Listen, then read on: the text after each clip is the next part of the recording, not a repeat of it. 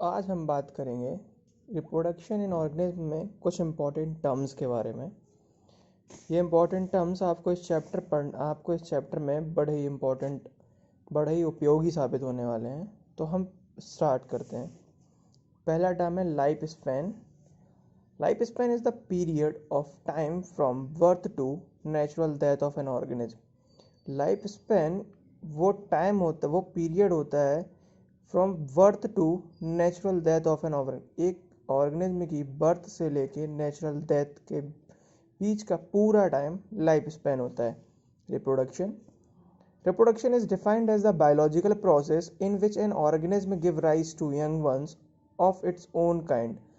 Reproduction क्या होता है? रिप्रोडक्शन जब बायोलॉजिकल प्रोसेस होती है इन विच ऑर्गेनिज्म हम give rise to young one of its organism हम जैसे ही पैदा करते हैं। रिप्रोडक्शन एक बायोलॉजिकल प्रोसेस होती है जिसमें ऑर्गेनिज्म गिव राइज टू हमारे अपने ही जैसा एक नया ऑर्गेनिज्म पैदा करते हैं। ठीक है, अब बात करेंगे हम आगे। Clone is a group of individuals of same species that are morphologically and genetically similar. Clone वो होता है जो group of individuals of same species. Clone माने कि जो जो एक स्पीसीज का सेम, मतलब वो जेनेटिकली भी सेम होगा, मतलब कि अंदरूनी तरीके से भी सेम, और मार्फोलॉजिकली माने कि बाहर से भी सेम। मार्फोलॉजिकली स्टडी माने कि आउटर स्टडी, एंड जेनेटिकल माने जीन्स की स्टडी, माने कि इंटरनल भी सेम होगा और आउटर भी सेम होगा, तो वो क्लोन होते हैं। ठीक है, अब हम आगे बात करते हैं vegetative reproduction.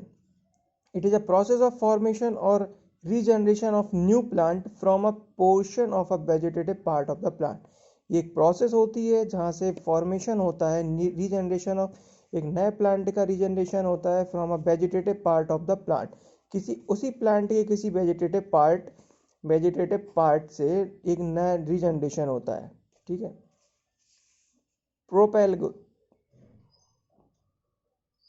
Propagules. Those structures which are used to raise new plant are called propagules। Those structures which are used to raise new plant are called, वह स्ट्रक्चर जो न्यू प्लांट को राइज करते हैं उनको हम प्रोपाग्यूल्स कहते हैं। ठीक है, जुवेनाइल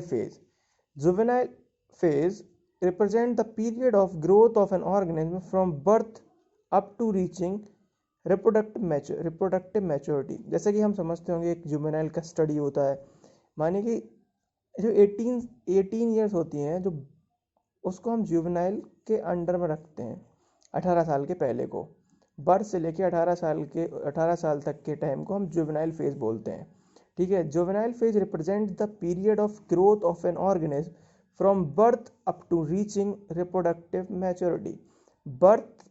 जब से पैदा हुआ तब से लेके जब वो रिप्रोडक्टिव मैच्योरिटी में वो हो जाएगा, रीच पहुंच जाएगा रिप्रोडक्टिव मैच्योरिटी में, यानी कि वो तैयार होगा एक रिप्रोडक्शन करने के लिए, तब हम उस फेज को जब तक ये रीच करेगा, पैदा होने से बाद के लेके रीच करने तक, उसको हम जुवेनाइल फेज बोलते हैं। ठीक है, अब हम बात करते हैं gametogenesis. Gametogenesis is the process by which gametes are formed in an organism. Gametogenesis एक प्रोसेस होती है जिसमें गैमेट्स फॉर्म करते हैं एक ऑर्गेनिज्म में। ठीक है, monoecious, it is a condition in which male and female reproductive organs are found in same body of an organism.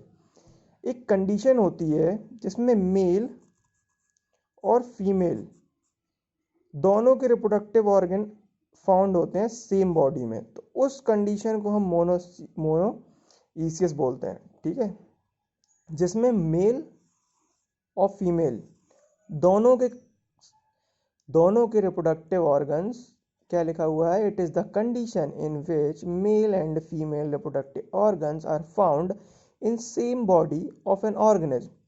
जिस मेल और फीमेल रिप्रोडक्टिव ऑर्गन जब एक ही बॉडी में पाए जाएं उसको हम मोनोइसियस बोलते हैं। डायोसियस, अगला point, it is the condition in which either male और female reproductive organ are found in the body of an organism. एक वो कंडीशन थी जिसमें कि एक ही बॉडी में दोनों रिप्रोडक्टिव ऑर्गन्स पाए जा रहे थे, वो हो गई मोनोसियस। और जिसमें एक ये कंडीशन है डायोसियस, तो इसमें क्या है, एक सिंगल बॉडी में एक ही कंडीशन होगी, या तो वो मेल रिप्रोडक्टिव ऑर्गन्स के होंगे या तो वो फीमेल रिप्रोडक्टिव ऑर्गन होंगे, तो इसको हम बोलते हैं डायोसिस। Hermaphrodites. Hermaphrodites are those organisms which have both male and female reproductive organs in the same individuals. Are those organisms which have both male and female.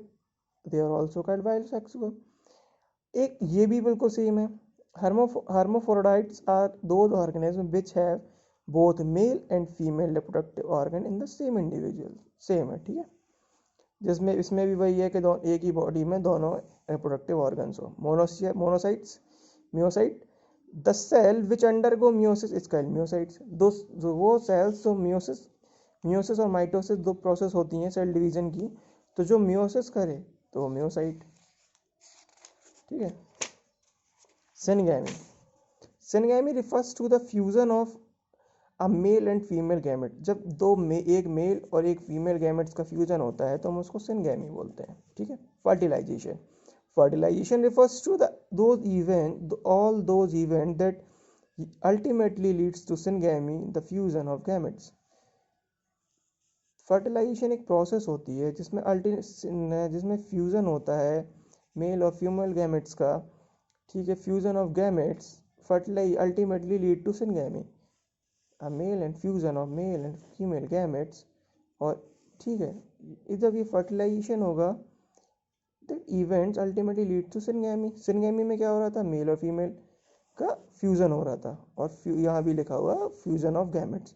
Fertilisation is a process in which male and female gametes are fused together and form a new one.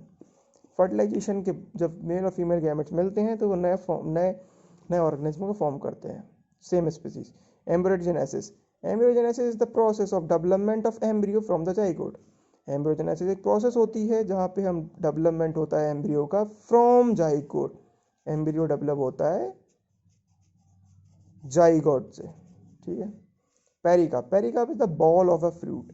Pericarp क्या होता है, pericarp होता है wall of fruit, outer ball of the fruit, okay. Thank you. ये हम कुछ हमारे ये टर्म्स थे रिप्रोडक्शन इन ऑर्गेनिज्म के, ठीक है, जो हमने समझे। अच्छा लगा हो तो आप लाइक करें, शेयर करें एंड सब्सक्राइब करें। Thank you.